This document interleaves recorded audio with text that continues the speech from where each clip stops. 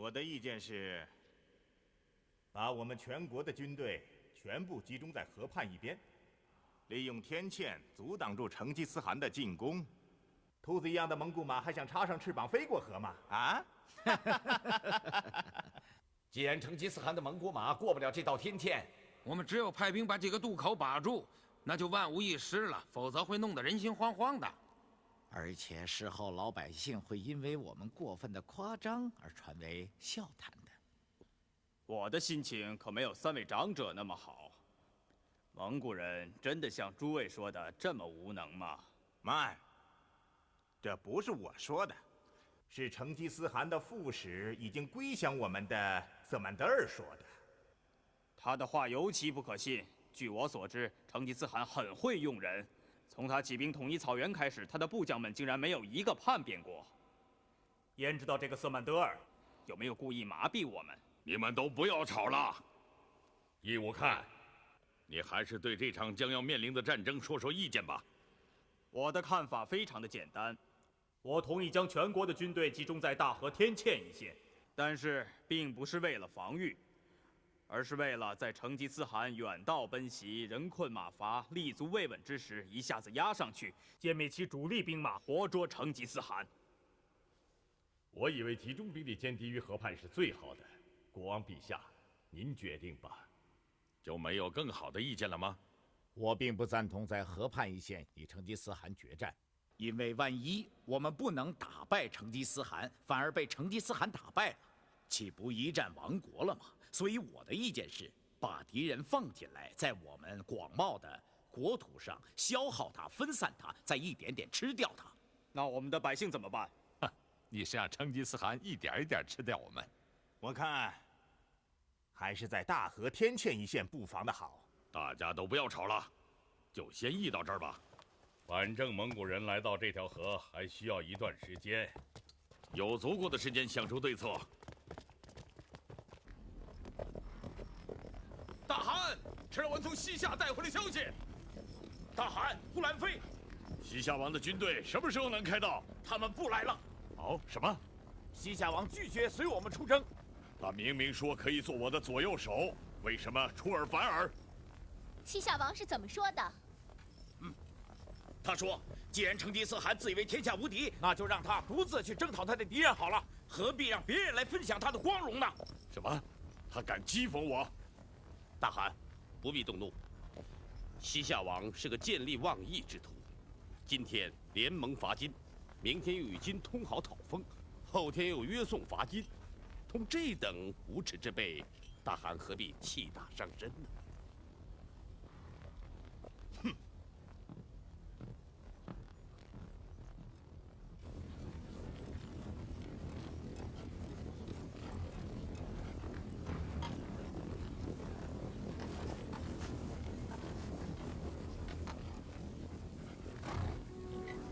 他的脾气越来越大了，我真担心这样下去，他会伤了身子。他很相信长春真人丘处机，明安和耶律阿海已经带着我为大汗写的圣谕去山东邀请他。唉，有长春真人开导开导他就好了。大汗的心里倒是很需要有一点道家的清净无为啊。哎，莫可泰，现在你有什么办法？我试试看吧。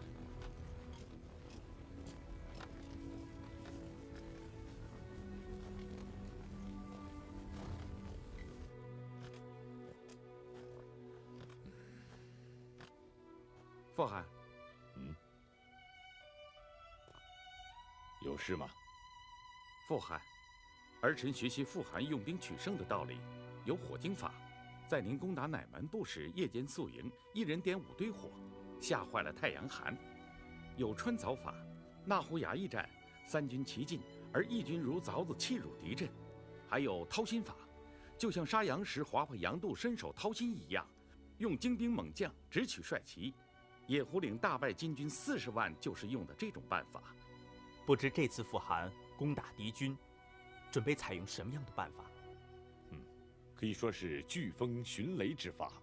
我的劲兵不动则已，动起来就像一股狂风，千里之外瞬息而至，就像鹰在高空盘旋一样，一旦发起攻击，突然俯冲而下，使敌人猝不及防。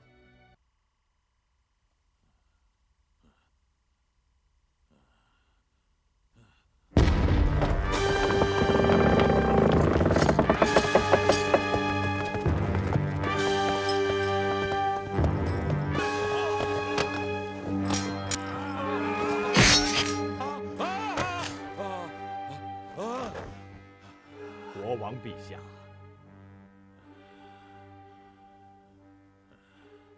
你怎么不去传达我的命令？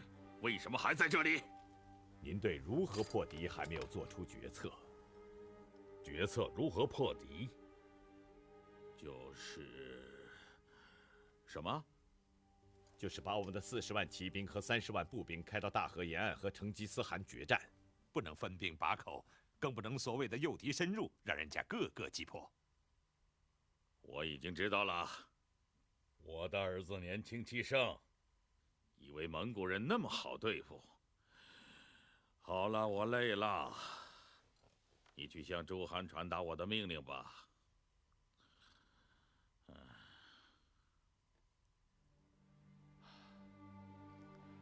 好吧。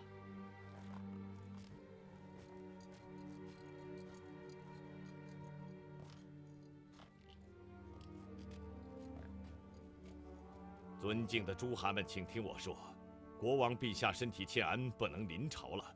但伟大的上苍已向国王陛下预示了这场战争我们最终必胜的结局。他将率领多于蒙古人3倍的我国常胜之军，打败成吉思汗。他对这场战争做了如下部署：11万军队由他和他英勇的长子率领，全力镇守我们的新都；其余的由诸汗们统领各守疆土。尊敬的殿下，国王陛下明示，这场战争最初是发端于殿下您，您所镇守的边城势必首当其冲。国王陛下委派他的堂兄率军1万，协助殿下您共守边城。派我？请诸汗们好自为之吧。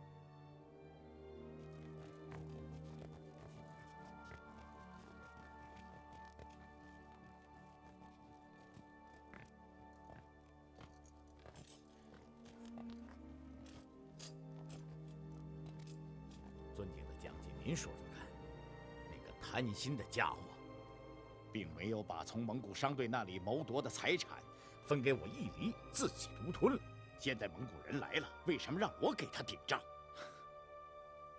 这是国王和太后的旨意。你是不是想抗旨不遵呢？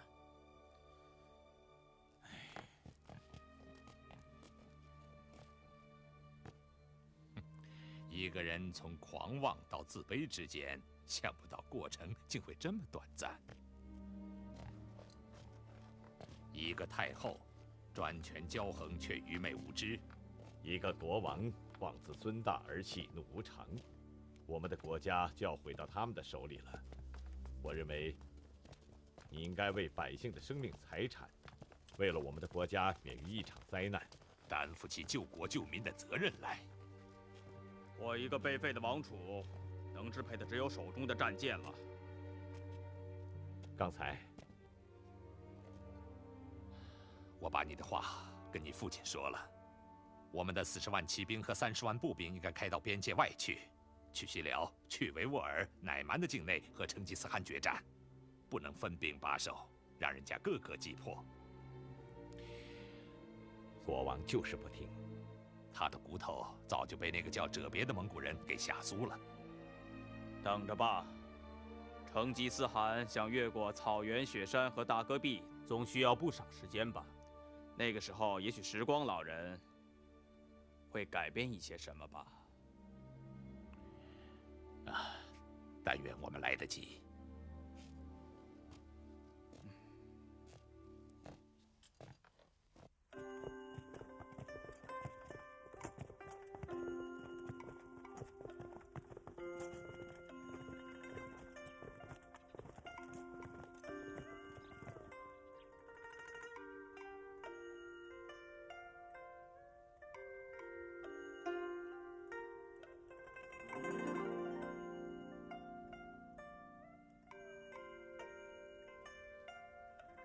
二位施主怠慢了。敢问李道长，长春真人近日之内可否成行？真是对不起，我师父在此讲道，已不问天下事多时。前者经使者河南提控派人到闭关，此后宋的李全、彭一斌也都敦请我师父出山，也是想请他老人家协助共定大业，可我师父都拒之前往。道长，耶律阿海人微言轻，然有成吉思汗的诏书和著有“如朕亲行，便宜行事”的虎头金牌，望真人能念及成吉思汗求贤若渴之情，还是随在下西行，在下也好不负成吉思汗的重托。这倒不要紧，我师父写有书简一封，还烦请二位大人代为转呈。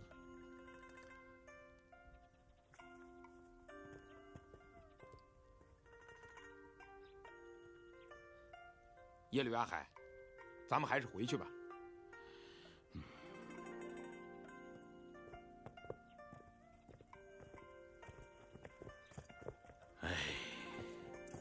我们万里迢迢来到莱州，这个长春真人见都不见，我们怎么向大汗交代呀？耶律大人不必愁眉不展，一请就去，他就不是长春真人丘处机了。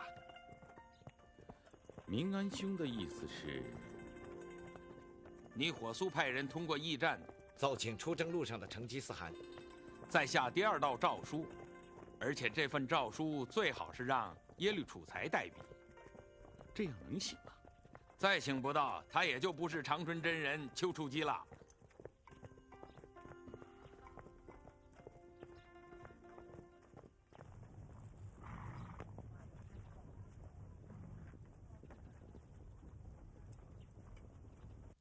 敌人如果把40万大军摆在了大河岸边同我们决战，也许我们20几万大军就真的到不了这里了。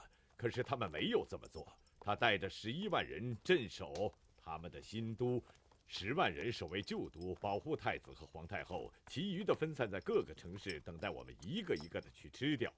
这座东部边城兵力算比较多了，3万，但是我们不能让20几万兵马被他的区3万人牵制在这里。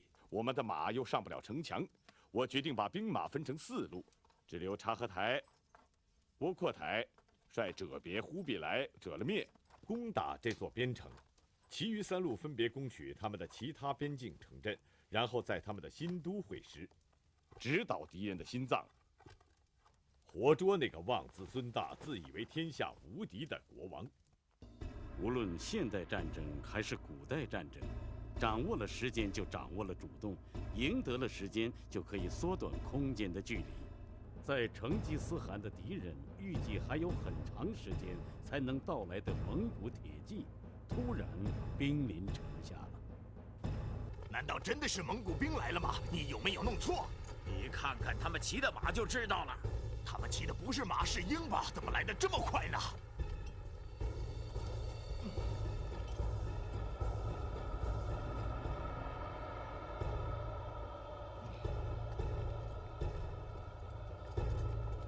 城门关好了吗？关好了，现在才想起来，怕是蒙古人已经站在大街上了。谁想到他们来得这么快？他们是从天上掉下来的吗？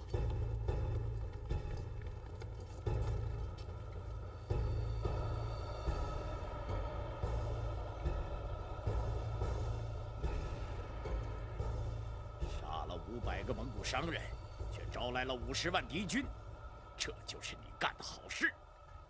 我杀的是蒙古奸细，你自己去向成吉思汗解释去吧。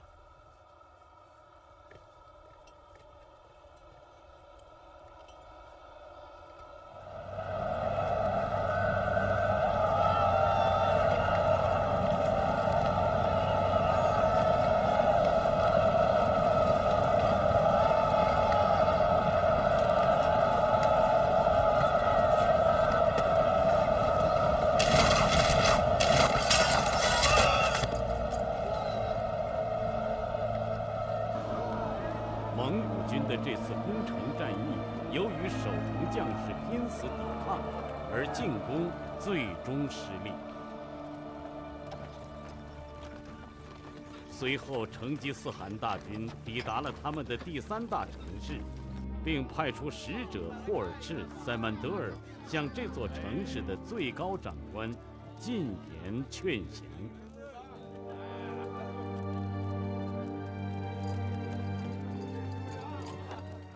有人曾经预言，不需要多少时日，在我们所处的这个地方将有一座城市被征服。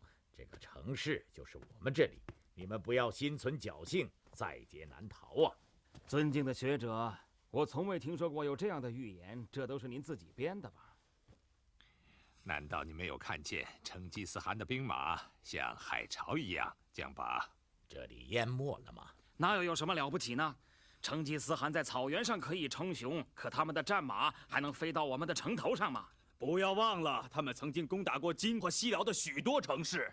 你们这些武夫为了骑士的虚荣，就拿着百姓的性命去冒险。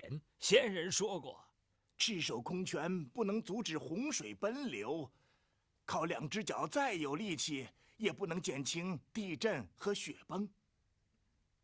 为一城百姓接受议和，也说不上是耻辱。尊敬的殿下，你应该做出明智的裁决。请蒙古使者。请蒙古使者。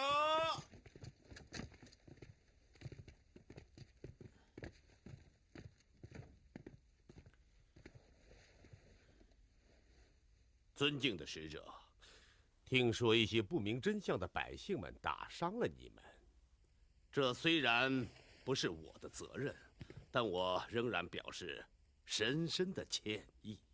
没什么，在下深知殿下您的为人。这次我们前来是为了……我知道了。坦白地说，我的部下们，尤其是那些学者们，他们都是主张议和的，因为他们害怕看到流血。您的副使萨曼德尔知道，在我们的语言里，这座城市的名字是学术中心的意思。那么学者们的意见理应受到足够的尊重。然而，我作为本城守军的统帅，在没有接到国王的命令之前，只有誓死守城的义务，没有开城投降的权利。请转告成吉思汗，如果我战败了，我和我的将士可以无怨无悔地付出生命，请不要殃及这些无辜的学者和百姓们。好。我一定将您的意思如实的转告给成吉思汗。多派护军送2位使者安全出城。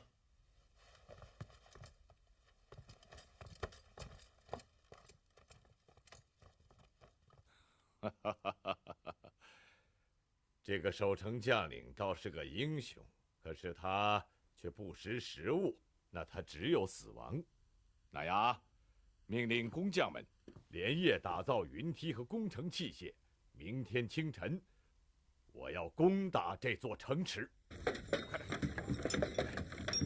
把梯子抬过树，你把那递给我。结实。哎，快点，木楔子。好，往上，好。上面，好，上面加固一下，把上面再加固一下啊！哎，好。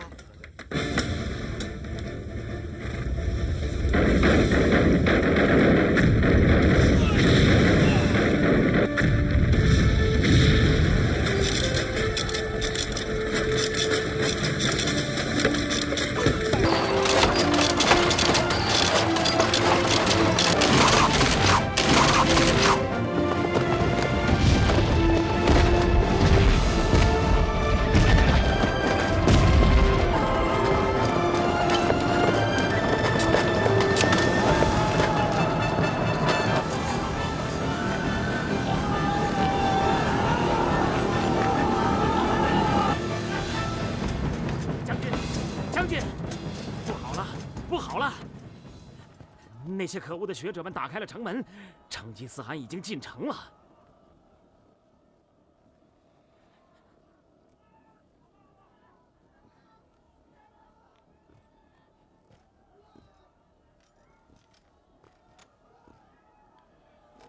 将军，我们该怎么办？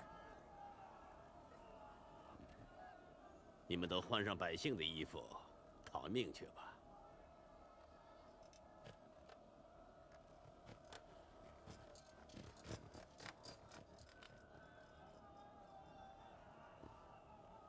你们也都走吧，都走吧。这里已经无事可做了。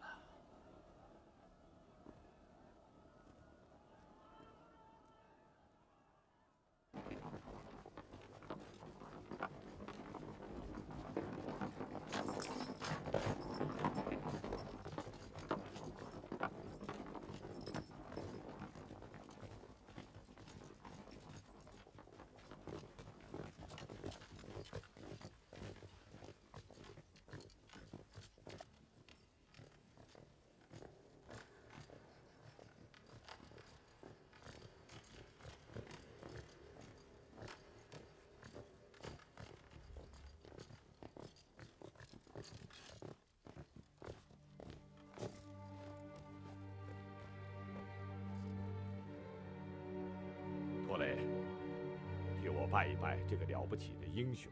是，傅汗。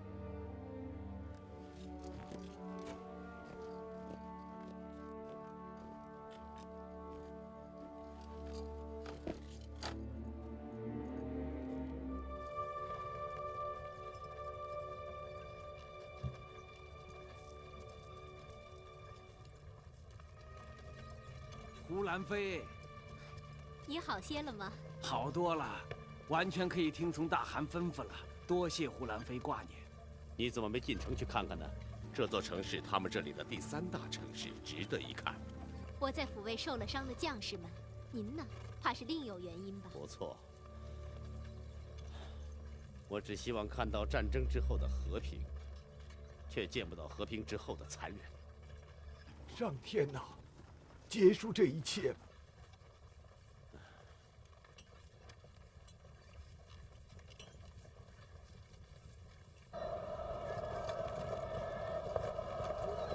快点！将军，怎么回事？王府兵已经攻进北门了。我的副将呢？让他带兵跟我一起退守要塞。国王的增援。可他昨天晚上带兵偷偷突入重围，被蒙古兵给抓住了。哼！这个狼崽子，快让士兵撤进要塞。是。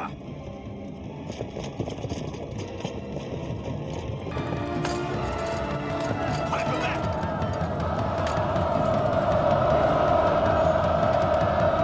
蒙古人要攻打要塞了，快挡住他们！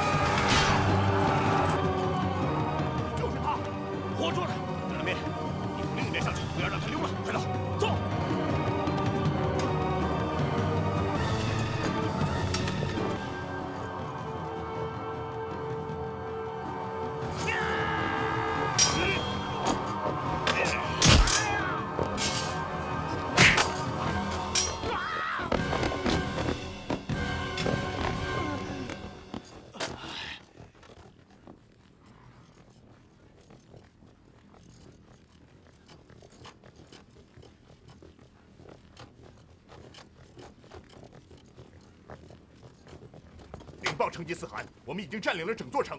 那个罪魁祸首在哪儿？已经抓到了。好，办得好！告诉朱赤和察合台，把那个该死的贪财鬼给我押来，我要亲自处置他。是。务必来。上网了多少人？5000人。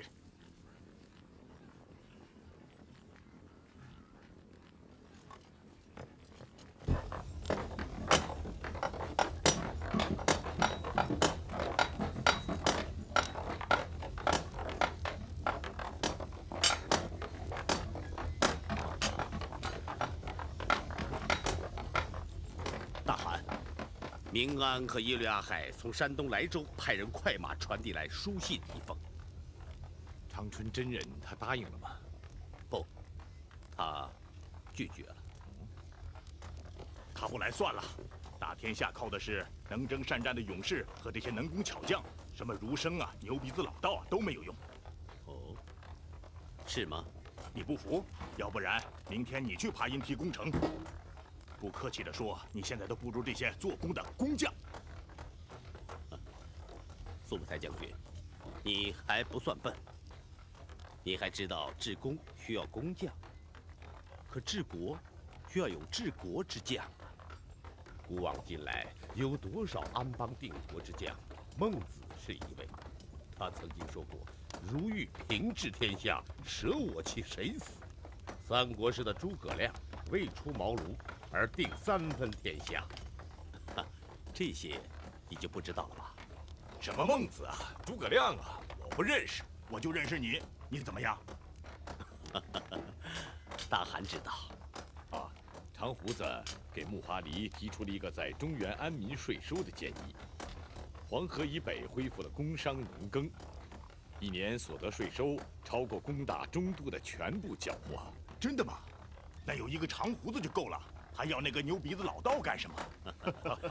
这个牛鼻子老道在楚才之上啊。长胡子，你马上再起草一份诏书，让驿站火速传到山东去，话要说得非常恳切，务必请他来教我如何治理天下。好，我连夜就办。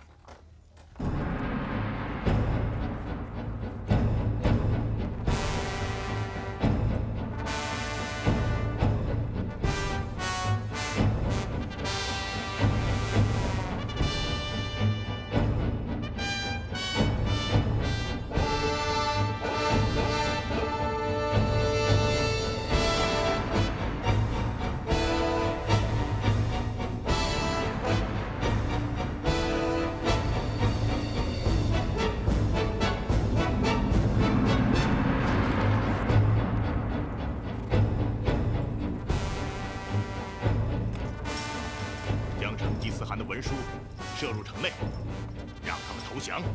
成吉思汗会保护他们的。是，就。城堡高大，听说守城的那位统帅是屡立战功的名将，估计会有一场恶战。大汗命令我们2个月后与大军会师于他们的新都城下。这块骨头再不好啃，也要把它拿下来。尊敬的将军。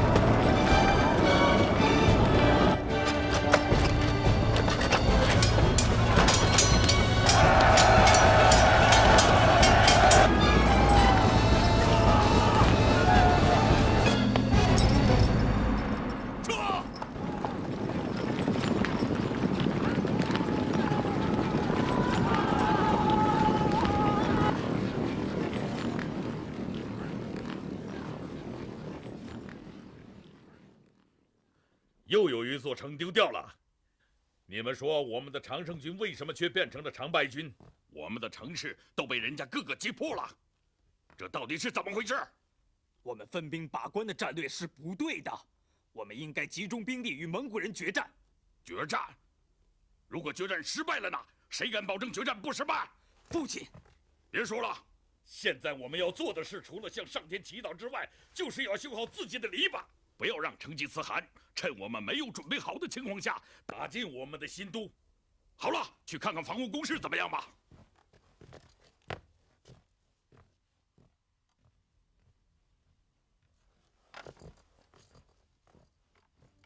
国王陛下，起来吧。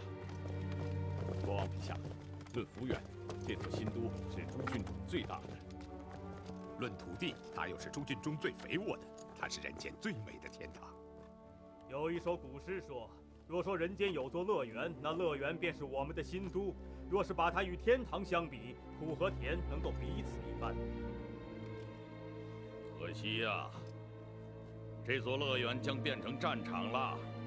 但愿这人间的天堂不要化为地狱，我就能坦然地去见我的先人们了。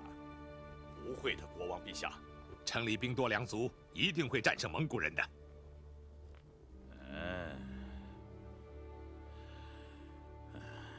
父亲，现在采纳我的意见还不算太晚。你又来了，你能不能让我安宁一会儿？蒙古人给我带来的烦恼已经够多的了。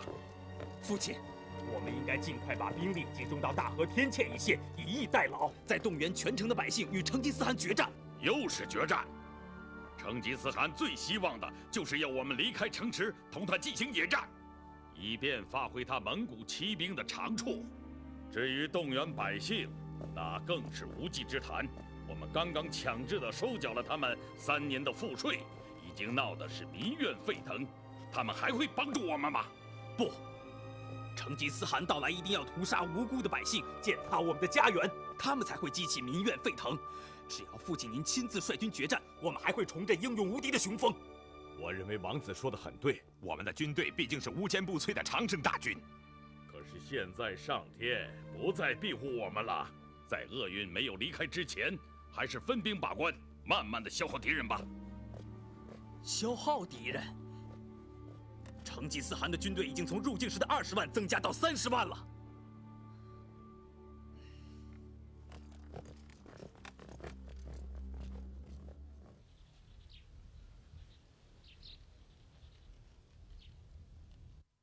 朕建作以来，勤心述政，而3公9卿之位未见其人。访闻丘师先生体真履规，博物洽文，怀古君子之素风，报真上人之雅操，究其言古，藏身隐形。自干戈而后，复知先生游隐山东就近，朕心仰怀不已。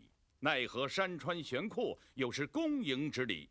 朕选差进士官耶律阿海，被清寂宿居，不远千里。今曰先生暂居先部，不以沙漠悠远为念，或以忧民当世之务，或以虚镇保身之术。先生将咳唾之余，但愿一言便可以。先生记住大道之端要，善无不应，一起为众生之愿哉。邦兹昭示，为义之系。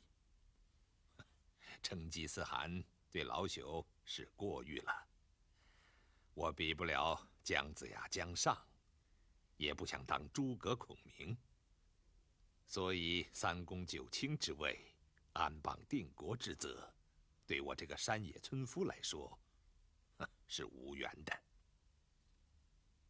邱道长，大人不必担心，成吉思汗是当今世上唯一可以成就帝业、一统天下的马上天子。他不是在诏书中说会以忧民为当世之务吗？为了天下的万众苍生，我愿意去会会这位成吉思汗，因为我觉得应该对在这个瞬息之间能够决定万众生死的人，该说点什么。多谢道长。公元1220年5月，长春真人丘处机应成吉思汗之邀，以古稀之年远行边陲。与此同时，包括成吉思汗在内的丝路大军全部如期会师新都城外，一场大战在即。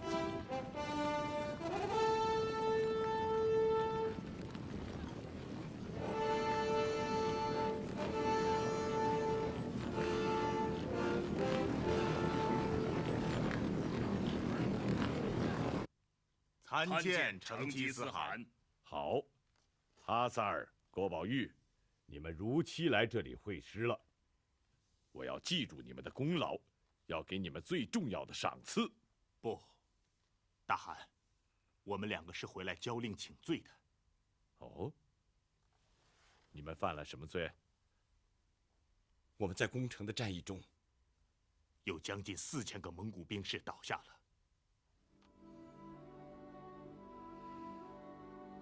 这也并不全是你们的错，你们起来吧。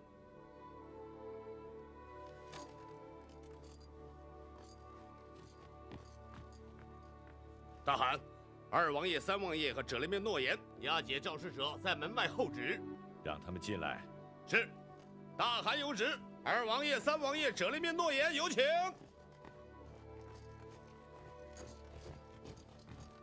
参见大汗。你们攻克敌方城池，死了多少蒙古将士？将近5000人吧。大汗，歼敌1000，自损800，古来有之。歼灭敌人守军3万，我军只损失5000，这并不算多。您不必责怪二王爷。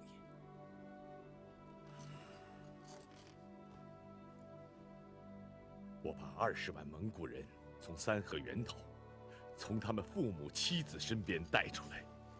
可是这刚刚开始，战争进行仅仅几个月呀！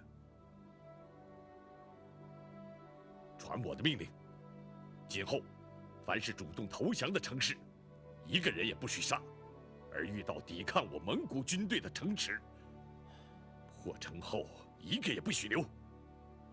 看谁还敢阻挡我成吉思汗！那个战争的制造者，该死1万次的窃贼和他的帮凶现在到底在哪儿？进来！啊！成吉思汗，你是个暴君！哼，我是暴君？你是什么？强盗、窃贼！撒谎者和刽子手，你贪图钱财，杀了我499个手无寸铁的商人。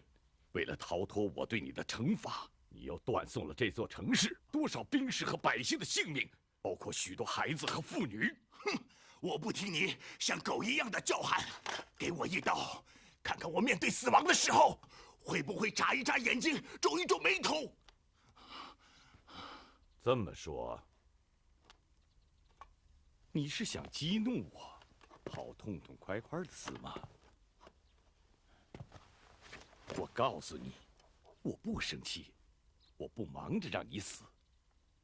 我要看你在临死之前丑态百出。我会天天诅咒你。哼，你已经没有天天了，把他拖出去。那个成吉思汗是个魔鬼吗？真是无法想象。我们的城墙上可以跑马了吗？他们是怎么把马赶到城墙上的呢？父亲，趁现在成吉思汗还没有合围，你冲出去吧。你的甜食吃的太多了，撑得说胡话了吗？我冲出去还不是与自投死路一样吗？谁知道他们有多少神箭手？父亲，你还是把这里交给我来守吧。你在这里既危险又无用。你是不是想把我赶走，你自己当国王呢？父亲，走，你跟我一起走。还有你，我亲爱的将军，你们俩都跟我走，现在就走。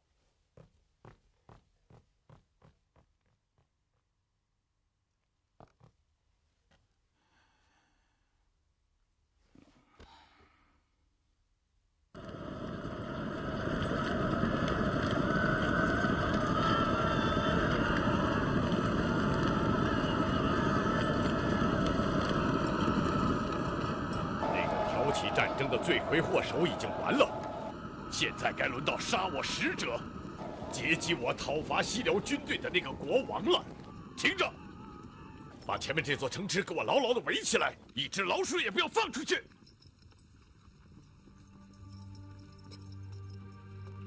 我们总算是撤退的及时，否则我们被成吉思汗包围在城里就完了。我的灵魂就会像清风一样，直接从那里飘入了天堂。是啊，可我的灵魂没有和留在城中的几十万居民一起升入天堂。也许今后走到哪里也不会得到安宁了。听我说，将军，你不要难过嘛。等我们突围出来以后，我领你们寻找一个更有利的地形与战机。总有一天我们还会回来的。走。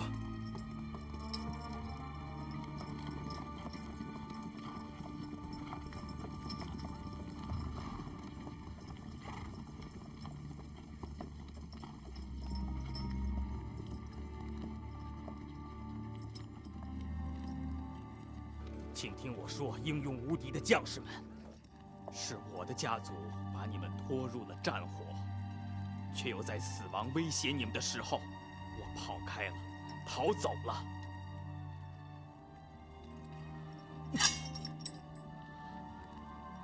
我辱没了这战舰，辱没了我们光荣的军神，辱没了我们勇敢伟大的祖先和美丽富庶的国都。尊敬的王子，已经不可挽回了。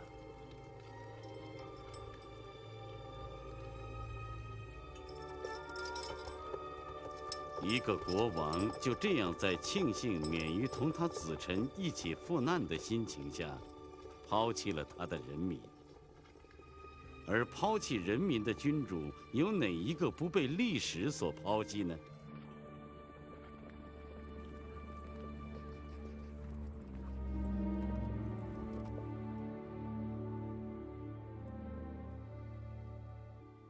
我原以为蒙古人不过是个只会盘马弯弓的牧民和猎人而已，又因为母亲的缘故偏袒了他的侄儿，才激怒了成吉思汗这条蛮牛。没想到因为我们的轻敌，给我们带来了海啸般的灾难。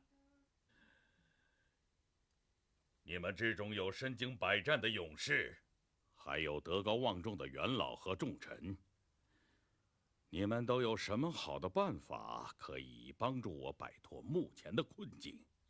请把你们的智慧和思考都告诉我吧。河中地区已无法挽救了，尽管我们不愿意发生这样的情况，可它已成为事实了。我们下一步应当防守所处的这个地区，把各处的人马集中起来，征集更多的人入伍，共同据守大和天堑一线，不能让成吉思汗的战马再继续向前方推进了。打不赢怎么办？我们能逃出蒙古人的追击吗？我们不是没有打胜仗的力量，而是缺乏打胜仗的勇气，还缺少成吉思汗的神奇的战略和变化多端的战术。而我们这些将领，很难在彻底战败之前学会的。所以我说，不能在这里决战，要退。往哪儿退？往南。这里已经是南部。不，再往南，离开这条给我们带来许多不幸的河流，离开蒙古人远远的。你的见解不错，进可以攻，退可以守，有道理。南部邻邦邀请国王陛下到他们那里去，他可以召集军队保护国王。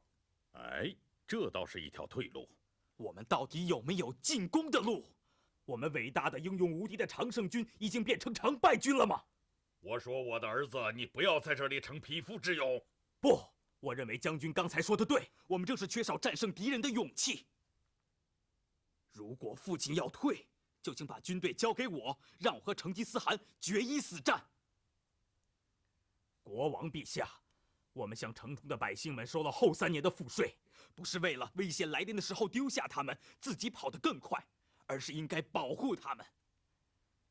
这样我们才不会失去造物主的恩宠和百姓们的拥戴呀，父亲。王子殿下真的是在忧国忧民吗？你说这话是什么意思？很简单，他一旦兵权在手，就可以拥兵自重，废掉王储，也许还会取而代之，一跃成为新的国王。我要割下你只会攻击和散布流言的舌头！都给我住手！放下武器！国王陛下！国王陛下，蒙古人来了！啊，走，快走！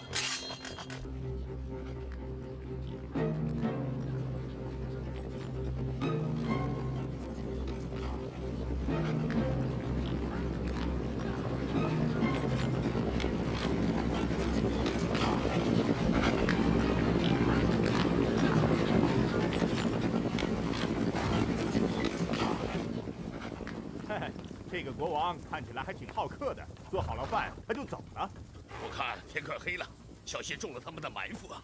好，那咱们先吃饭，吃饱了肚子，然后再去追那个饿着肚子的国王吧。下马，吃饭！下马！下马！下马！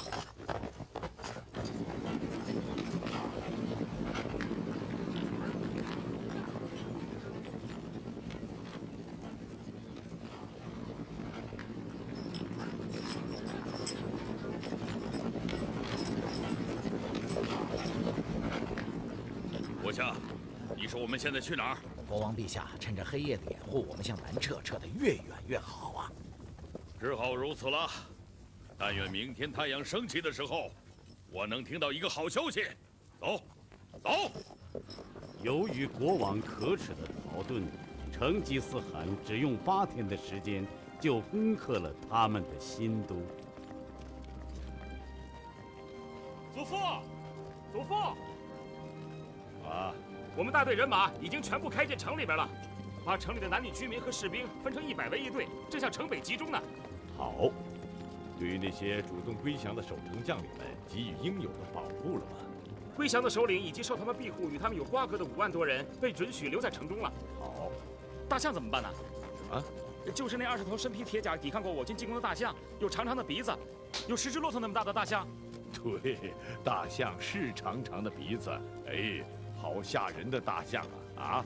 啊，不，大汗是好可爱的大象。哦，你喜欢，那就交给呼兰妃处置吧，怎么样？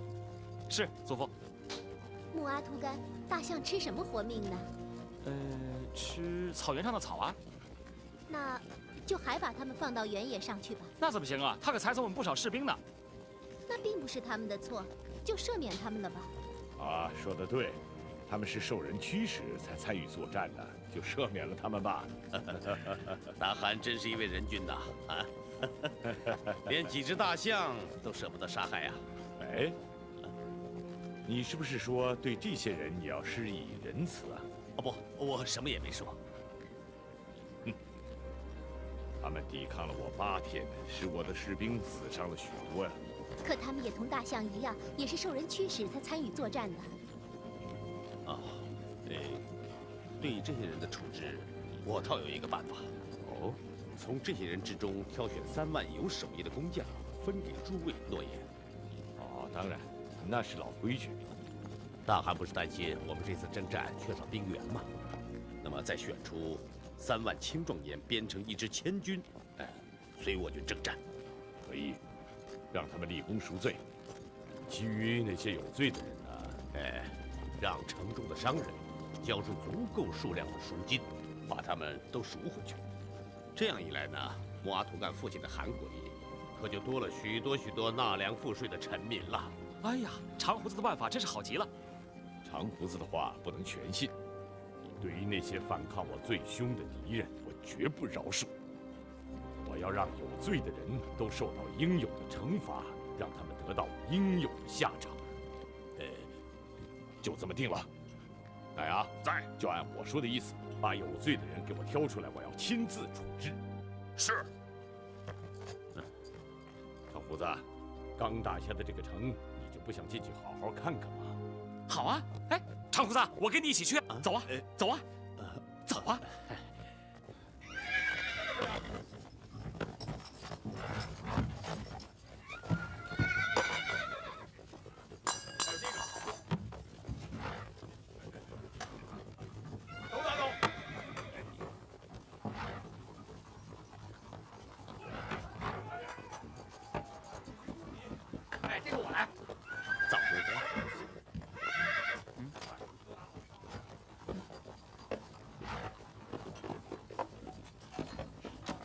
西夏大荒。几个过来，好。你助理要不要？当然要。给我。你看，高丽的人参。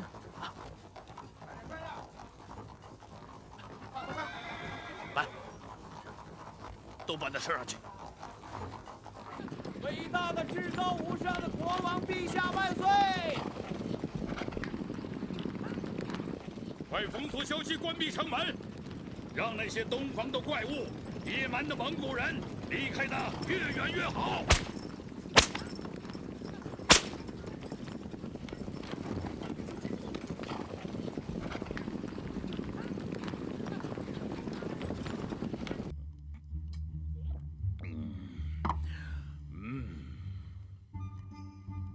父亲，关于边陲的战事，究竟什么边陲？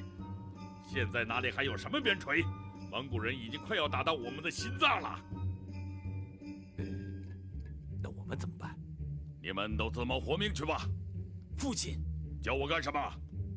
你们说，你们都说说，有什么办法能对免除这场浩劫有所补益？算了，我不要听，也根本不相信你们所说的。 尽快决战的空话了。依我看，你还是赶快派人去旧都，把你的母后和太后他们早点接出来吧。那里肯定是成吉思汗下一个攻击的目标了。去吧，都快去吧。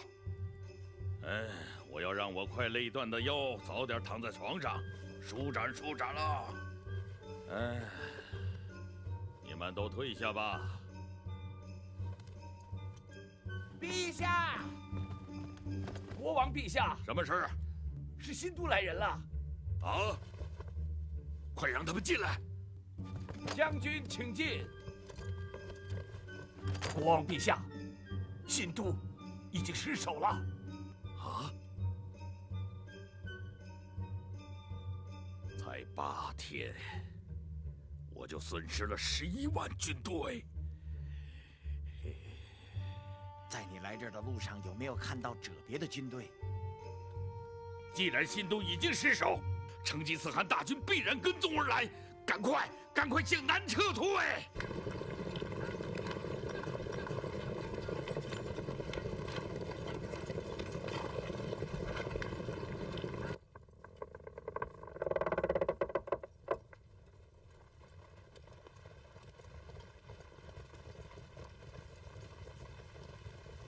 大人，啊，这是什么地方？这里是南部边城。逃跑的国王父子来过没有？来过。他说蒙古军队是不可抵御的。他自己的人马和这座城的守将都撤走了。哦，他跑得好快呀！他们往什么地方跑了？往南。你知道我们的法令吗？知道，你们不杀不抵抗的人。好吧，你找个人给我们当向导，我派一个人管理你们的城市。好的，你去吧。 传令下去，大军不进城了，立即继续向前追赶国王。是。撤。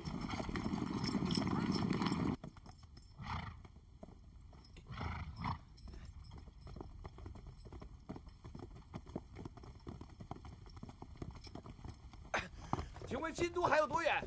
到这匹马跑出汗的时候就到了，快上马！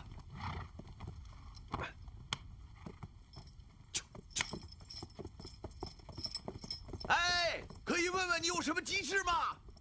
伟大的可伦太后，成吉思汗的母亲，她的不朽的灵魂像闪电一样到长生天那里去了。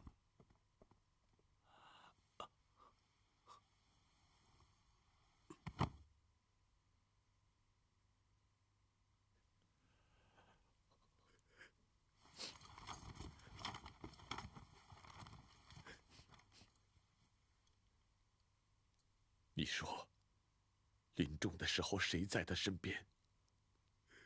因为是半夜突然去的，身边只有何大安。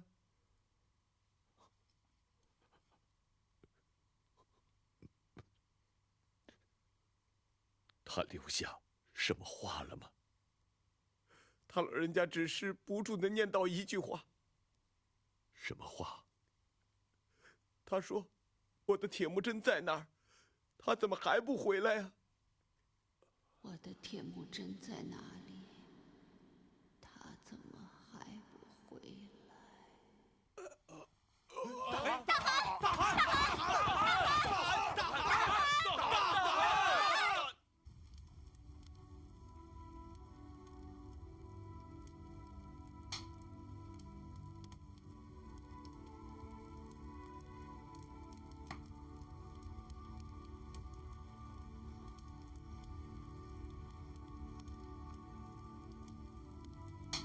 母亲，我对不起您。我把您亲生的儿子和抚养的儿子都带来了，没有给您留下一个为您养老送终啊！您为我们操劳了一辈子，可临走的时候，却这么孤单单、凄惨惨。我对不起您呐！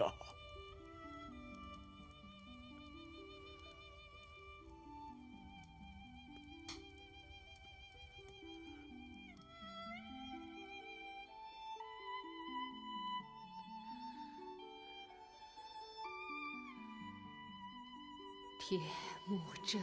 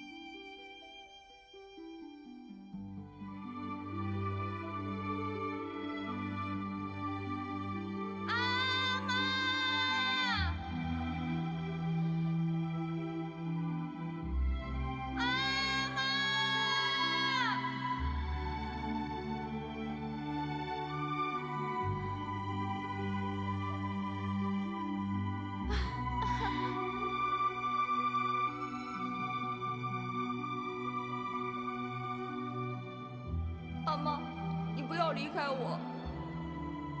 阿妈不离开你，孩子，不离开。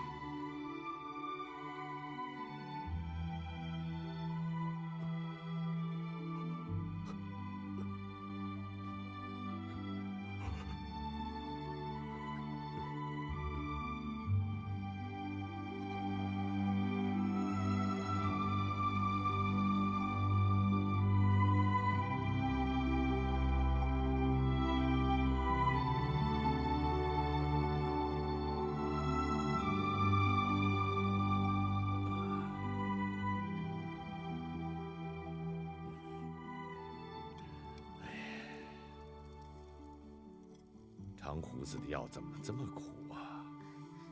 耶律楚材先生说，汉人有句老话：“良药苦口利于病，忠言逆耳利于行。”忠言逆耳利于行。胡兰，是长胡子让你把这句话传给我的吧？不是，大汗总嫌药苦，我让他们把方子改一改。他对我说的。怎么，这句话冒犯您了吗？这个长胡子，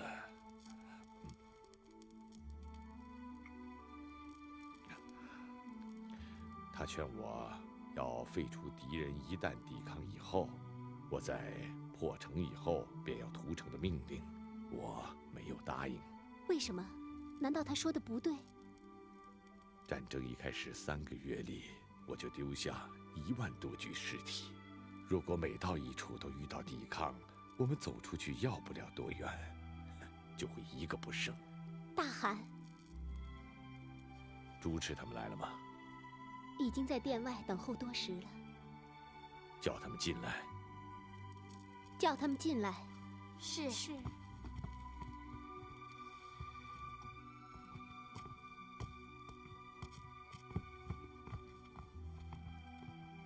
父汗。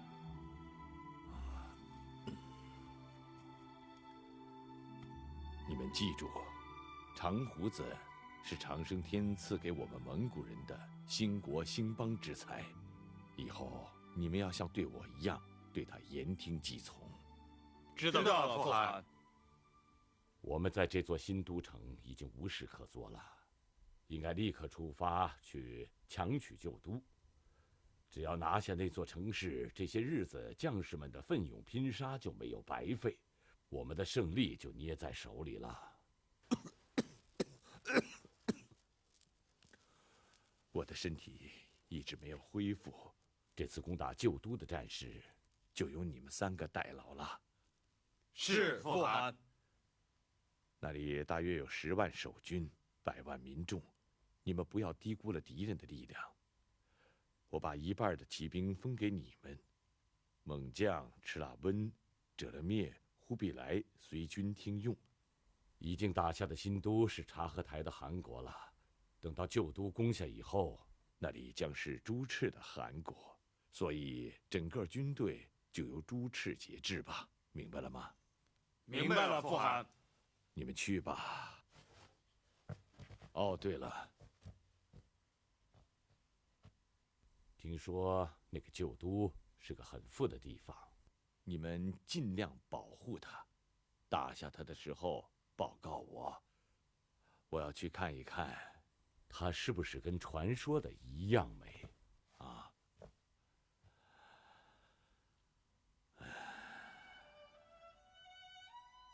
傅汗，您还有什么吩咐吗？啊，没什么了。朱赤，你顺便叫一下耶律楚材，让他来见我。是，傅汗。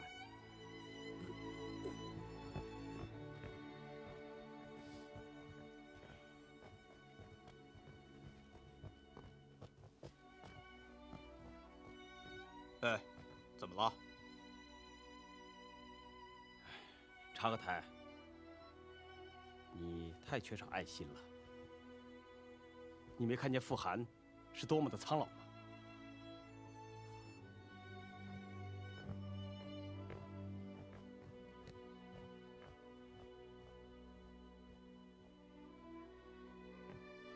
傅汗，傅汗，昨天爷爷对我说，让我留在他的身边。我跟爷爷说说，把你也带走吧。不必了，爷爷对我挺好的。什么话？爷爷对你好，你就不跟我走了？我不是这个意思，我是说，爷爷挺喜欢我的，我能跟爷爷学不少东西呢。穆阿图干，你现在已经是个大孩子了。等仗打完了，你要跟我回到我的汗国里。我100年之后，你就是我的汗位继承人，知道吗？嗯。你这样总跟在爷爷身边怎么行呢？那我去问问爷爷。我去吧，你在这儿等着我。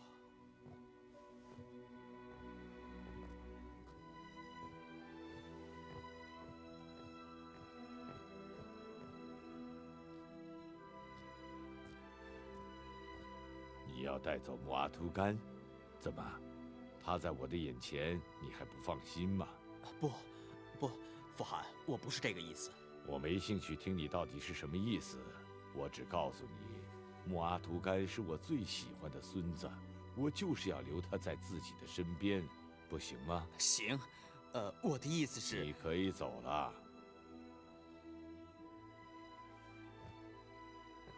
是。察合台，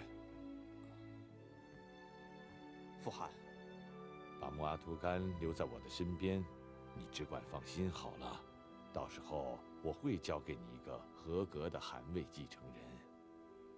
现在我老了，耳边响，多听听这孩子的笑声，啊。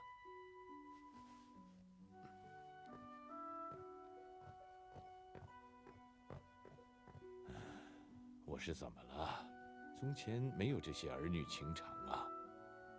呼兰，你说实话，我是不是像一头老山羊一样须发皆白了？不，大汗，您的头发和胡须都是被悲伤的泪水染白的。您的身体不是一天天强壮起来了吗？大汗，您找我？哦，长胡子，请坐吧。啊，不坐了。大汗，您今天的气色非常好啊。是吗？是呀，大汗是好多了。不信，您站起来走走。啊，胡兰，扶我起来试试看。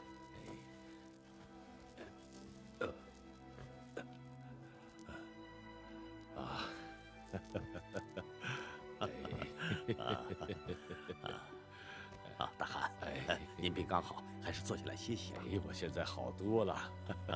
长胡子，你也来这坐坐。啊，谢谢大汗。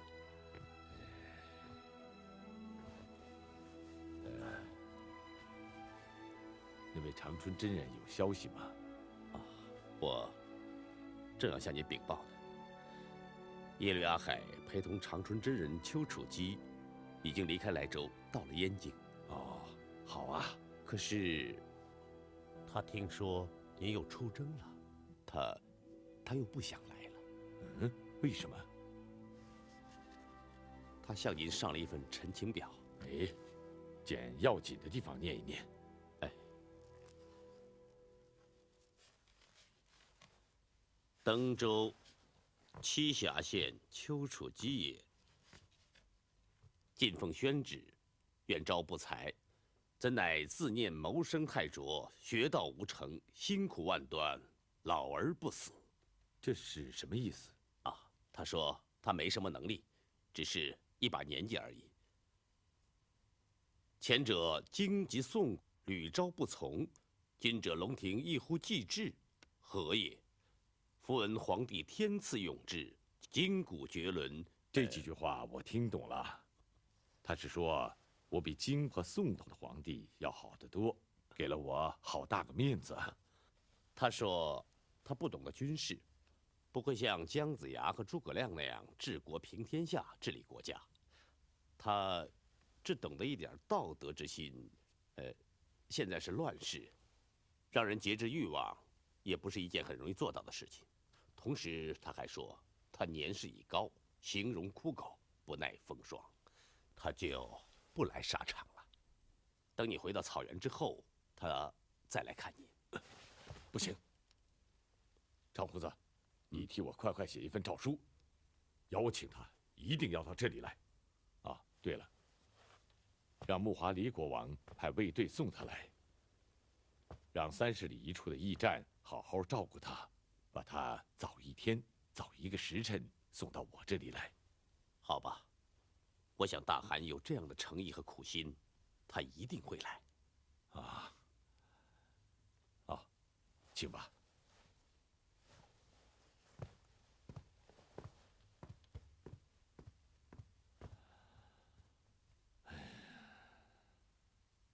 大汗，您累了吧？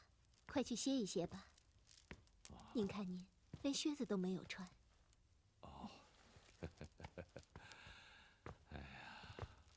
大汗。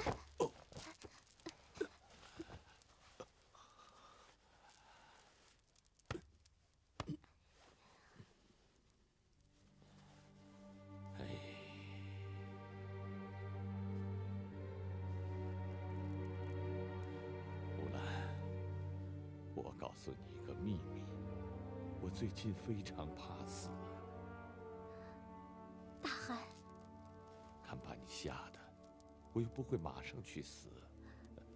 大汗，我求求你，再也不要说这个了，好不好？好，我不说。其实我不是已经多少次从他的身边逃走了吗？并不是一个懦夫和庸人，只是不甘心这么早就死啊。我并不希望有像我母亲那样高的天年，只求长生天再给我10岁。10岁呀，有这10年，我就可以把我的4个儿子的韩国安顿好。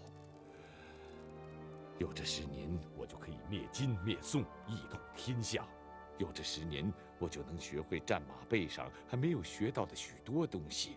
有这10年，我就可以为自己立下一块有威有德、一代英主的丰碑。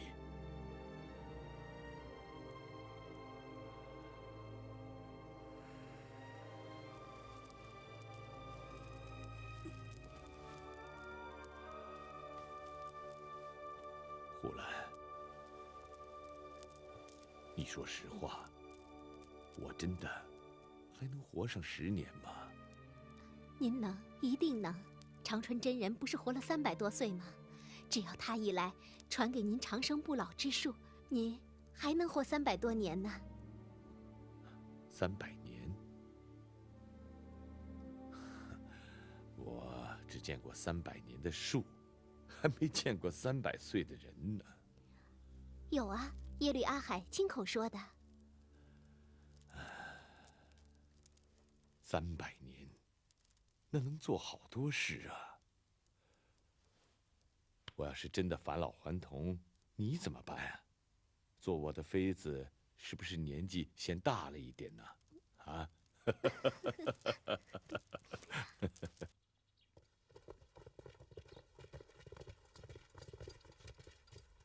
向太后、母后、女人中德行的典范致敬。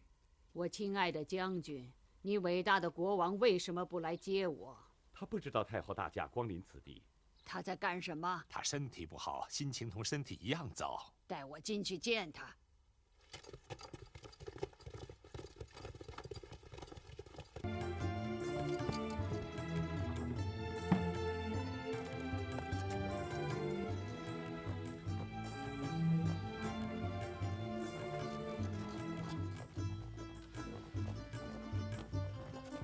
都给我滚出去！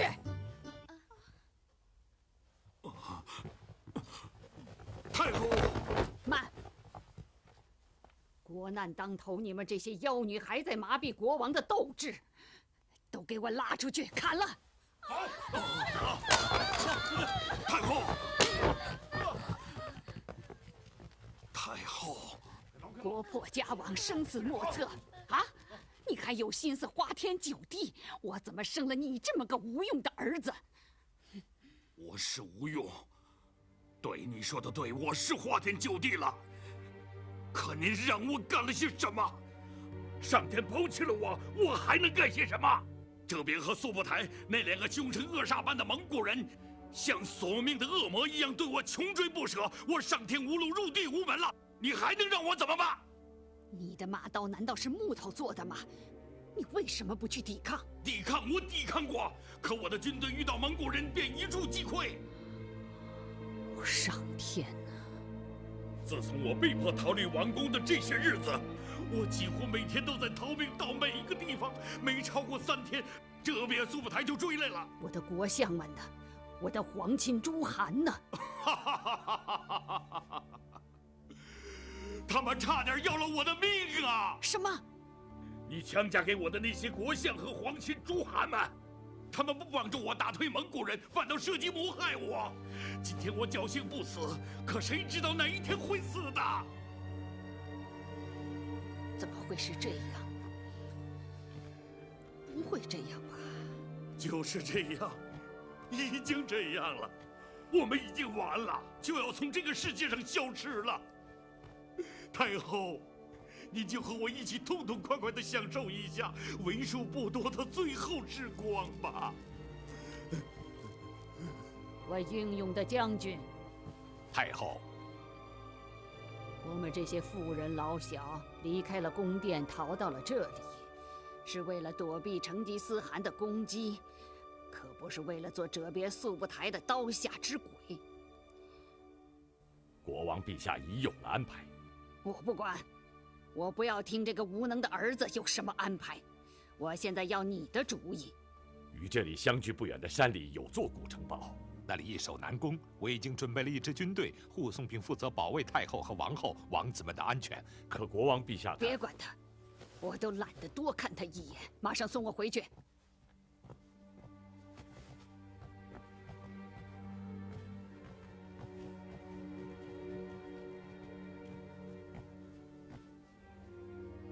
都听到了吧？他骂我无能，我是无能，我是没有什么用了。可我还记得，这次给我们大家带来毁灭性战争的，正是他的娘家侄子，那个该死的罪魁祸首贪财鬼。依我的意思，把这个图财害命窃贼和他抢劫的东西送给成吉思汗，就不会有这场战争了。他听吧。他收了他侄子的一箱珠宝，就把窃贼说成是英雄，把商人说成是间谍。现在蒙古人打来了，国家行将灭亡了。可是他依靠的那些皇亲诸汗，见了蒙古人只会夹着尾巴逃走，一个个的城池都落入了成吉思汗之手。在这无力回天的时候，让我怎么办？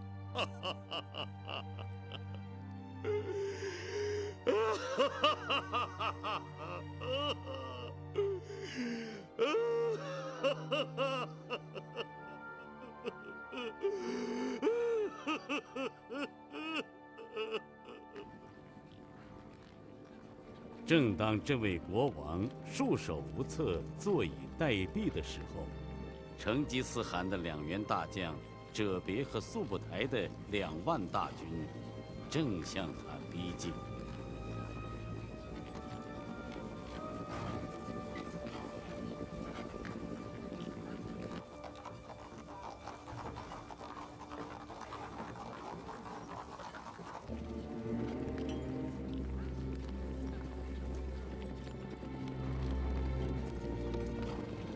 如果说城里的百姓加固了城墙，决胜了堑壕之后，却发现我们已经逃跑了，他们会怎样表达他们的愤慨和失望？逃吧，我们伟大的国王，还有没被蒙古人占领的地方可逃呢。到了他再也无处可逃的时候，您期待的决战自然会到来的。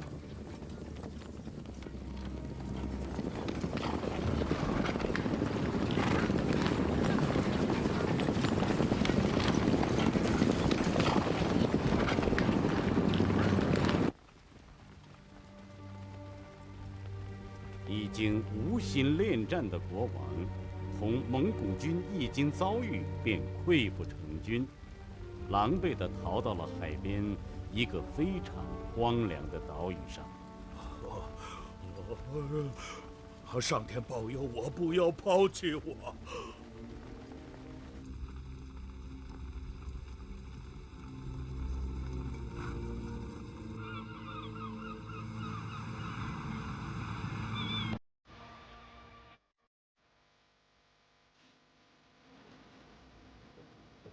国王的病好些了吗？他得的好像是泪膜炎，腹水越积越多，高烧不退。有没有药？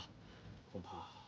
那就不必告诉他了，让他安安静静的走进天国的花园吧。又有什么坏消息吗？成吉思汗派他的3个儿子正向我们旧都的那个地方进兵。这倒是意料之中的事情。还有，古城堡陷落了。什么？那太后、王妃、公主还有王子们呢？太后、王妃、公主们做了哲别的俘虏，几个小王子已经死了。啊！天哪！父亲，父亲，父亲，父亲！他一定是听了刚才不幸的消息，过分的伤心。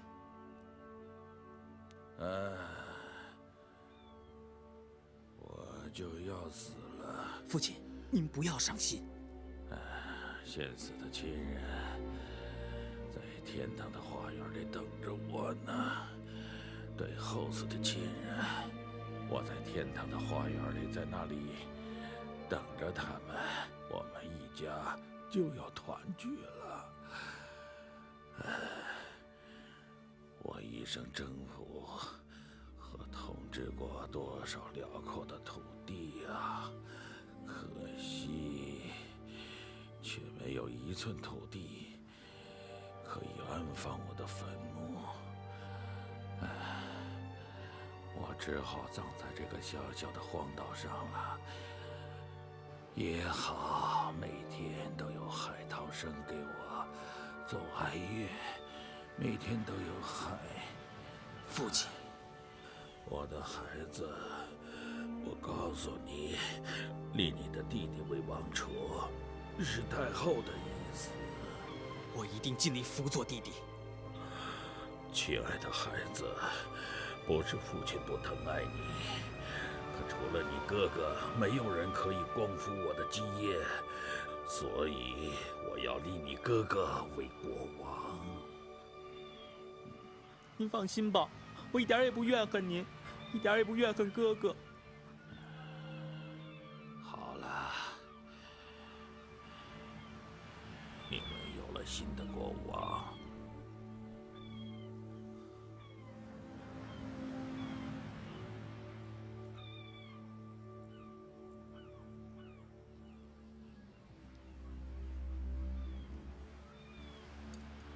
就这样，国王结束了他既有光荣又有耻辱的一生。没有国王的仪仗，没有哀乐，甚至没有哭声，因为他们怕惊动了追击他们的蒙古人。最悲惨的，连国王自己也不会想到，他连个葬礼都没有，只有黄沙盖脸。不过，他总算不再终日担心蒙古马的追击了。他静静地躺在了后来竟被海水吞没了的这个小岛之上。他的后代们，无论是赞美和诅咒，都找不到他埋葬过的地方。走吧，我们要在成吉思汗的3个儿子还没有到达我们的旧都之前赶到那里。驻守那里的10万兵马和100万民众，是我们战胜蒙古人、光复我们社稷的希望。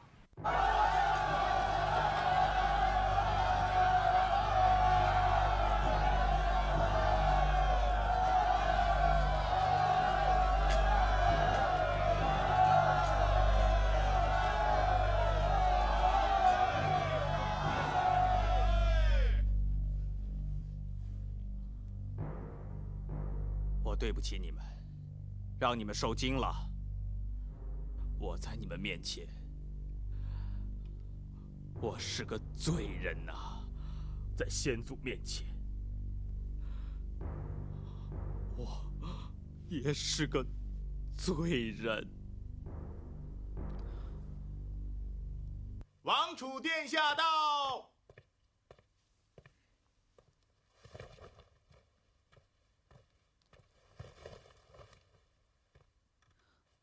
舅舅，我已经不是王储了，请不要这样。我的好外甥，告诉舅舅，是不是你哥哥逼迫你把王储让给他的？不是先国王的临终遗言。是你哥哥伪造的吧？是我亲耳听到的。不行，孩子，国王的遗言也不行。你是太后亲自立为王储的，新国王私自更改王储是不合法的。不合法？孩子，你就在这里准备登基吧。听着，你们马上各调1000勇士，在鸡叫第1遍的时候，偷偷包围王子的行宫和卫队，将篡位的王子和他的部将，包括他的卫队，全部杀死，一个不留。是。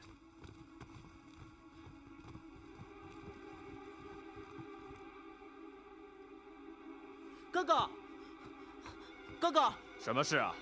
禀告国王，你的弟弟刚才报告说，国舅和皇亲朱罕们正在调集人马要来杀你。啊！弟弟，这是真的吗？他们说傅寒立你为国王不合法，所以要杀了你，立我为国王。可是父亲说过，除了你，没有人能光复救国。好弟弟，我的好弟弟。国王。城里兵马全是国舅的人，他们要在鸡鸣时动手，我们只有马上动身离开这里了。走。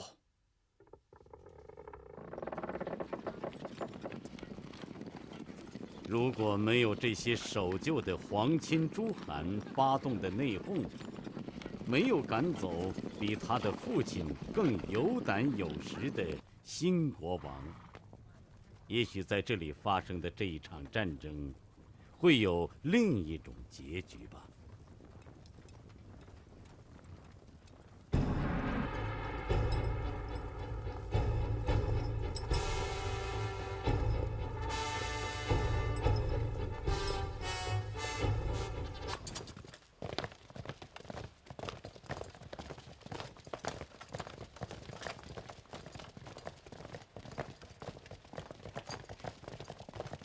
大汗，好消息啊！长春真人已经离开了燕京，快要到这里了。是吗？啊，好，今天的喜事多，我们要好好庆贺一下。这段日子大家都辛苦了，今天可以喝喝酒，唱唱歌啊。大家都坐吧。长胡子啊，到我这边来坐啊。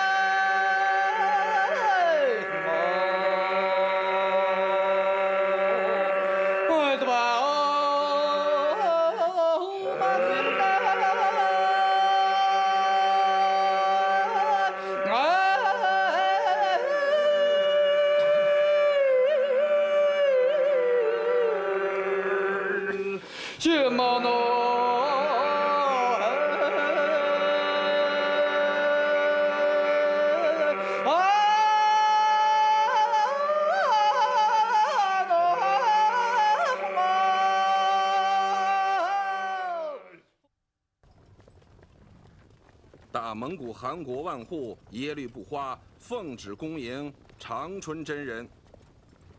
您就是在阿拉泰山屯垦的那位耶律阿海之胞弟耶律不花将军吗？不错，在下正是耶律不花。耶律不花将军倒是做了一件功德无量的大好事呀！为了这个，我可要在这里多多盘桓几日。今年的收获怎么样啊？不问收获，问耕耘嘛。耶律不花将军这句话倒是透出了几分道骨仙风啊！真人请吧，我已经准备了葡萄、葡萄干还有葡萄酒。哦，怎么全是葡萄？明天全是瓜，西瓜、哈密瓜、白兰瓜。请吧，请吧。请。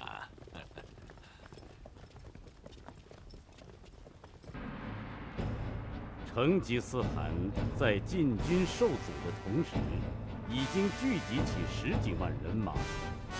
渴望雪耻的国王终于举起了复仇的战舰。他的对手是师吉忽图忽率领的3万兵马。哎呀，他们怎么那么多人呀？哼，即使他们人再多，我们也是多数。打吧！哪怕是少数，为死难者复仇，这一仗也要打。何况你看，他们已经进入了脸盆一样的地势里，根本无法展开队伍。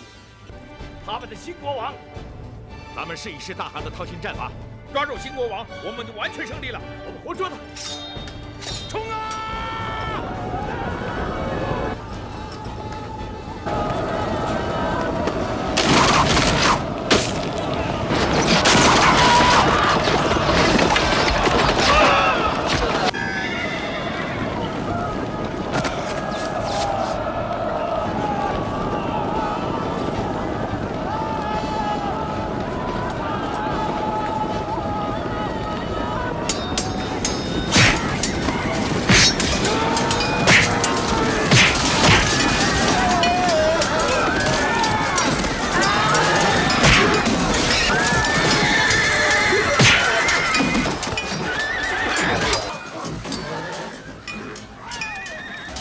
在这场力量悬殊的大战中，蒙古军的3万兵马几乎全军覆没。师吉忽图忽只带领100余名将士逃出了重围。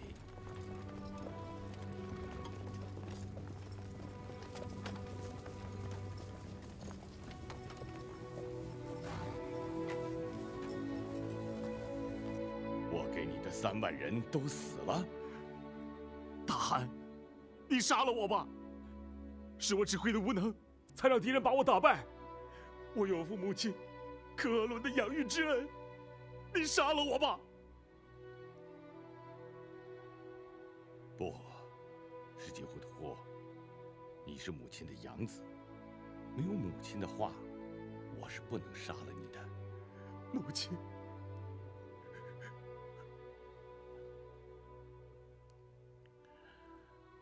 是啊，母亲已经被长生天招去了。那就让我去陪伴他老人家吧。那里已经有博尔忽和世温侍奉他老人家了。我能做的是，把他喜欢的亲人一个一个完整无缺的带回去，带到他的灵前。大汗。好了，你们带我到战场去，我要去祭一祭那3万亡灵。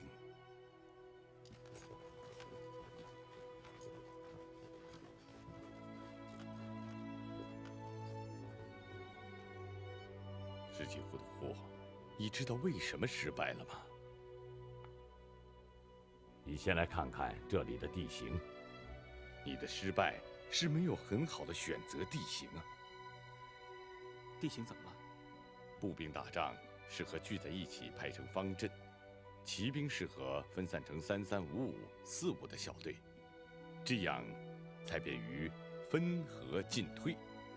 我打仗的时候，百骑环绕，可裹万众；千骑分张，可营100里。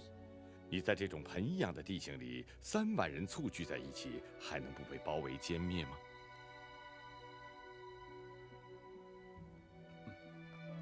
看来，大汗的本事，我一辈子也学不到手了。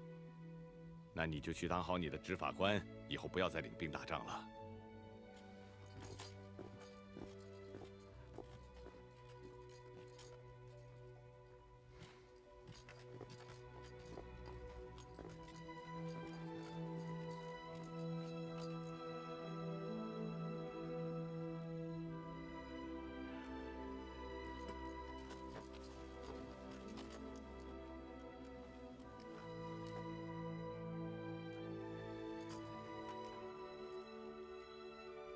同我一起反过墓的弟兄们，同我一起打过蔑尔乞人、塔塔尔人、扎达兰人、克列布人、乃蛮人的弟兄们，同我经历过千百次征战的兄弟们，你们壮烈的倒下了，带着你们昔日的战功、蒙古勇士的荣誉，倒在了这里。光荣的像蒙古男人追求的那样，到底是躺在战场上了，客死他乡，埋在他乡。愿你们的灵魂安息吧。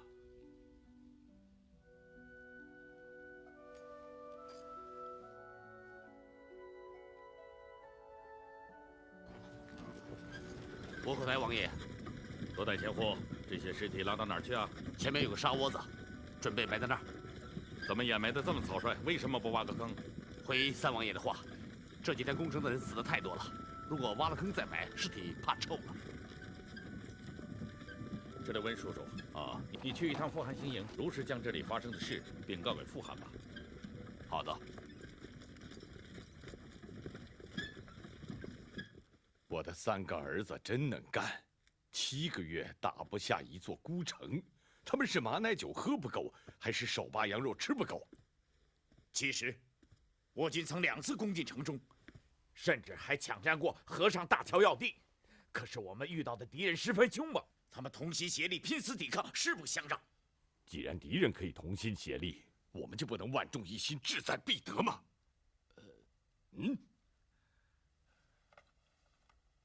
大汗，赤勒温将军可能有难言之隐吧？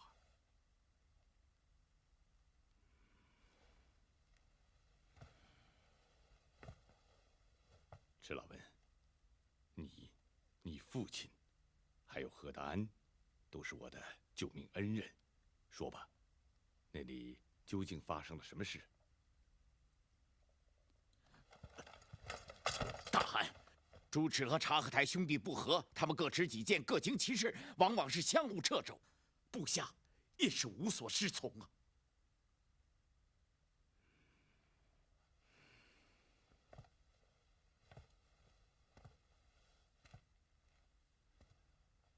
还是为了继承汗位的事吗？这我不知道。大汗，这件事臣倒是偶有所闻。大汗已经把旧都地域封为朱赤王爷的汗国，所以他主张广施仁义，希望敌人起降，为他自己保留一个完整的都城。而察合台王爷的汗国并不在那里，所以目的在于破城劫掠财物，对于这座城市的毁誉存完全不顾。所以投降就接受，不投降就消灭，这有什么可争议的？石矶胡德夫，在。你随赤勒温一同到旧都那里，宣布撤掉朱赤的统帅职务，由窝阔台担任统帅，限期1个月之内，必须给我拿下旧都。是。富海，富海，穆阿图汗在交战中阵亡了。你说谁？察合台二哥的儿子和继承人穆阿图汗。他在哪儿？尸体已经拉回来了。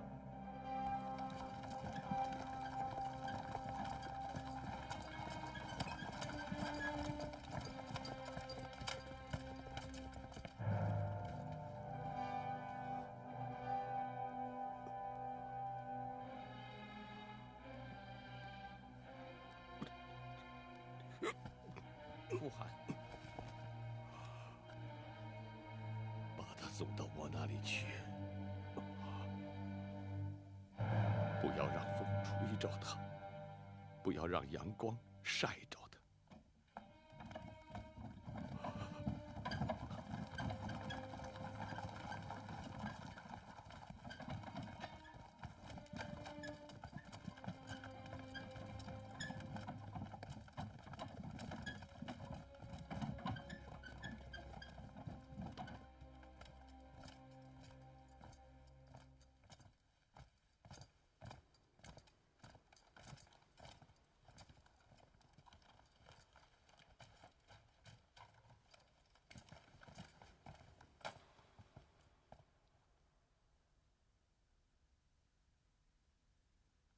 你们走吧，都走吧。我要和我的孙子穆阿图干单独待一会儿。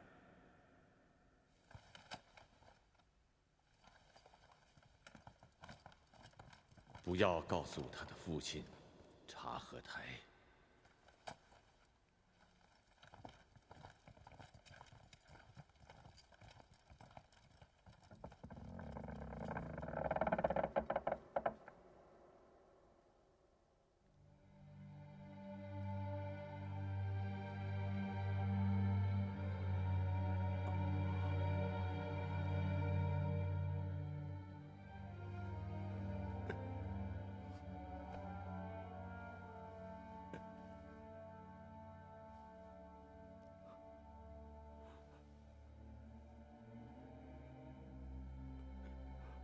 穆阿图干，我的好孙子，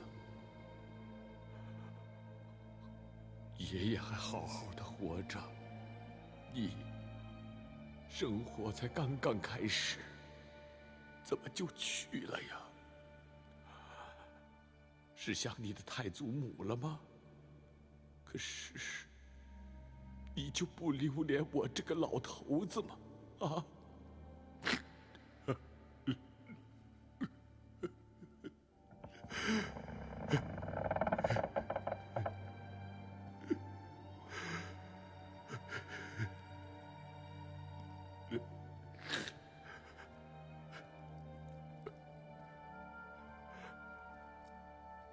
大汗，您可要保重身体啊！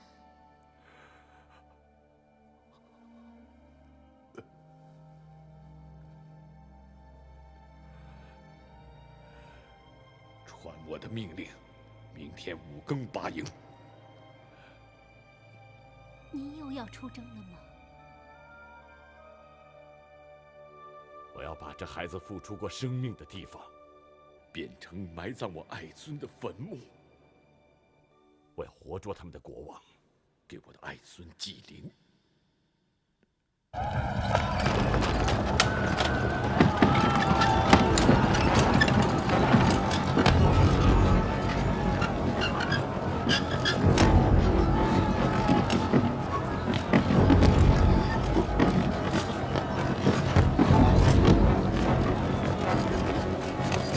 传令下去，即使这座城是大海洋，我也要用黑土把它填平。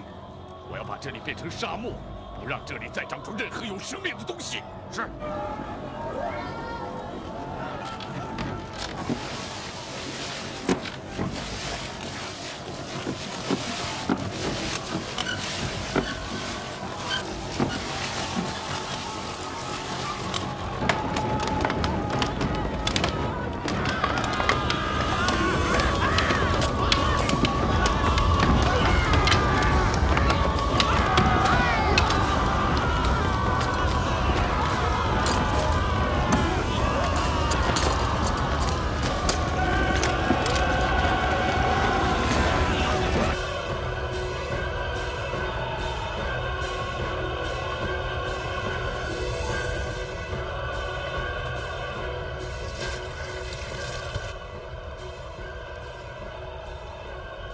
攻夺，用机换火箭对着油锅射。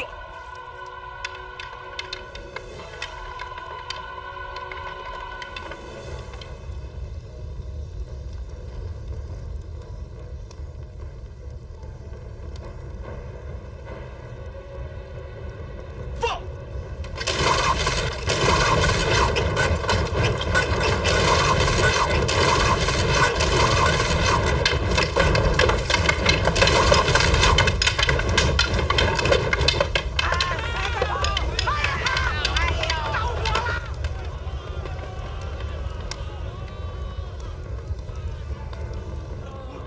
守城门！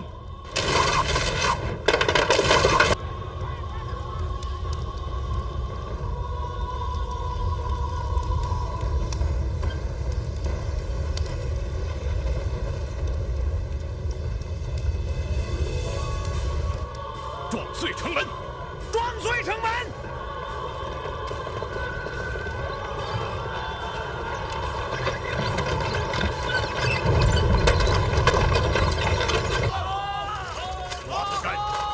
被你抱出来了，走！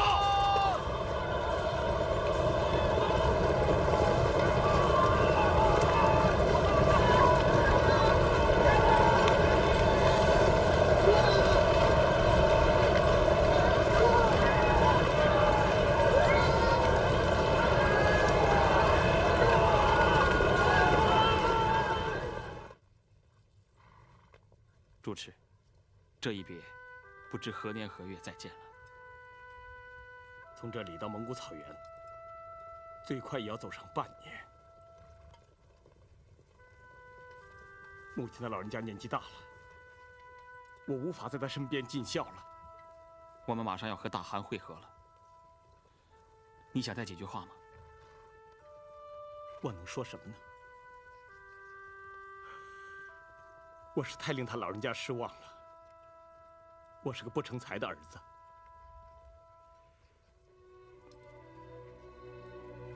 这回也好，我离他老人家远一点，省得惹他老人家心烦。你们走吧。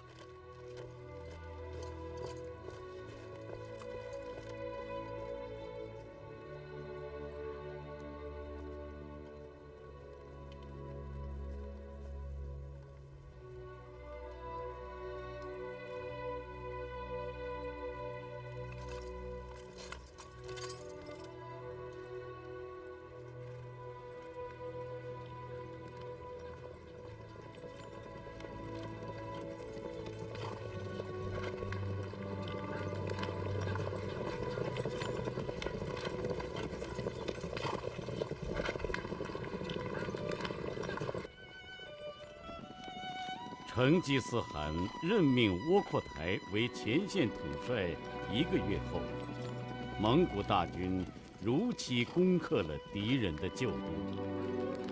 按照成吉思汗的旨意，他的长子朱赤留在了这里，永远留在这远离故乡的城市。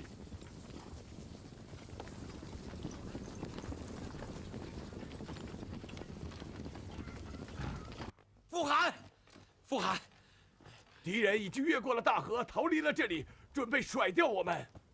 你马上率领前锋部队，以最快的速度追上去，咬住他们。是。怎么？为什么还不赶快走？二哥他们已经从前方胜利的回来了，就在帐外等候。快让他们来见我。那木阿图干的事儿呢？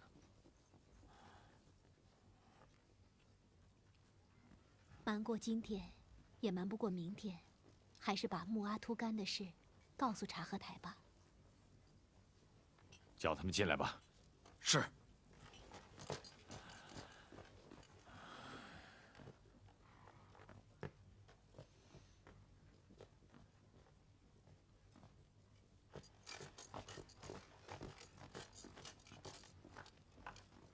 父汗，儿臣凯旋回来了。什么？你们凯旋归来了？你们兄弟之间就像公羊一样的角斗，7个月拿不下一座孤城，死伤了多少蒙古勇士？哪个没有父母妻儿？我回去以后怎么向他们交代？儿臣有罪。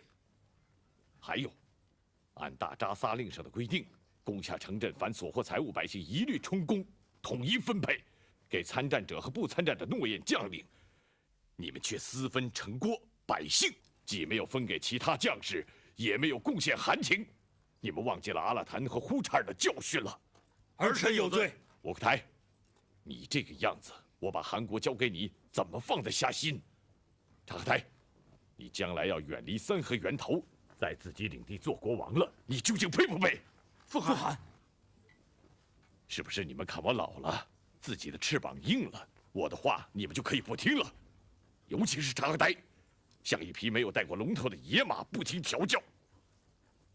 儿臣不敢，儿臣就是长到80岁，也不敢不听父汗的教诲。真的吗？真的。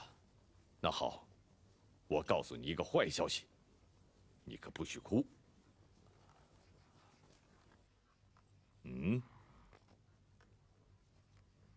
是，不哭。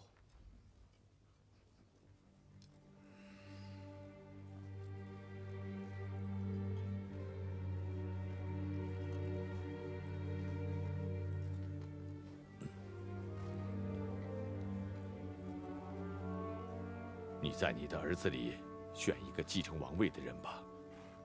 你的长子木阿图干，他死了。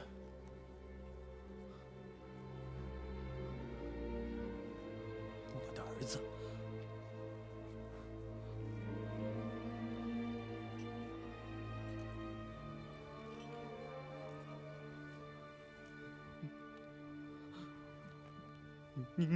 您答应过帮我照顾儿子，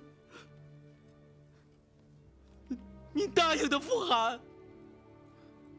我说过，不许哭。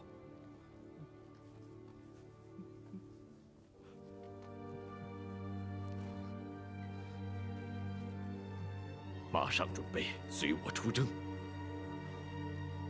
为我孙子报仇。去吧。是，父汗。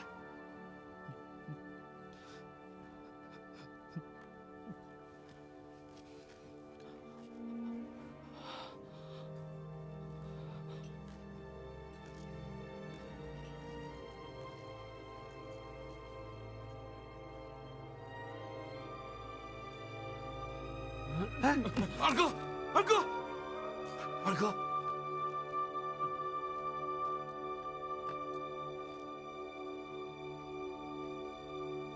木阿图干，木阿图干！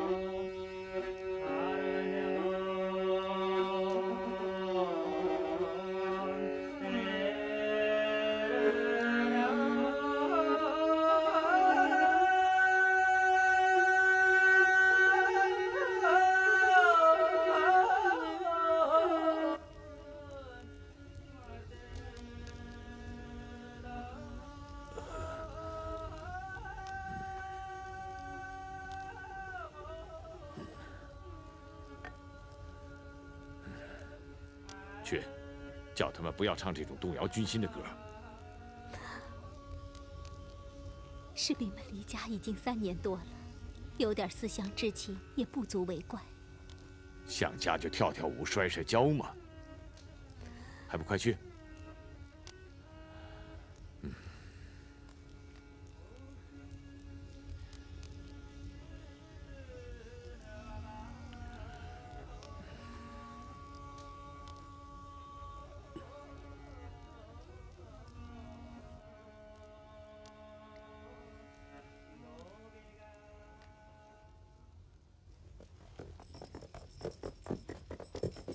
什么人？托雷王爷的信使要面见大汗，有重要军情禀报。跟我来。哎，什么人啊？托雷王爷派来的信使要见大汗。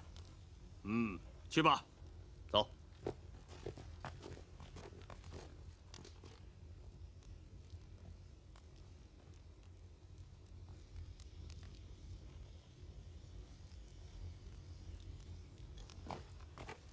大汗，托雷王爷已经查明，我们的敌人已经把全部物资装到船上，准备明天全军顺河逃离这里。传我的命令，熄灭火把，连夜出发，就是把战马跑死，也要把他们堵住。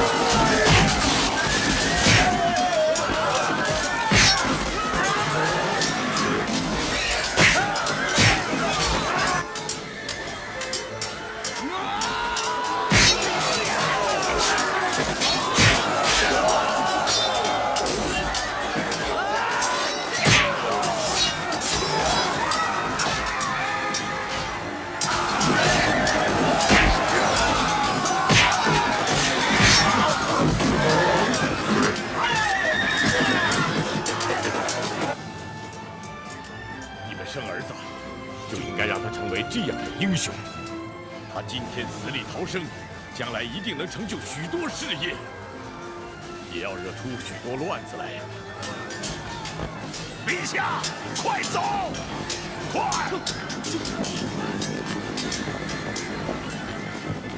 射死他！慢！我要杀一个受了重伤的英雄。谁有能力在战场上抓住他，谁就是真正的男子汉。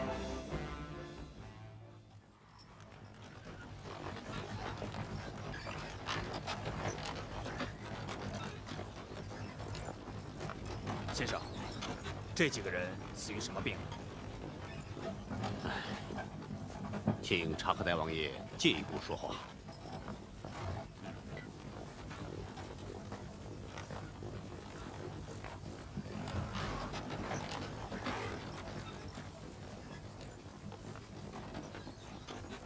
这种病叫斑疹伤寒，病人高烧、头疼、周身发软、眼里充血，身上会有斑疹，这是由人身上的虱子传染的一种瘟疫。很厉害吗？任其蔓延，可使全军覆没。有这么严重吗？本来只要消灭了人身上的虱子，就可能切断传染之媒介，但蒙古的大扎萨令里明文规定，不许洗晒衣服。这就难办了。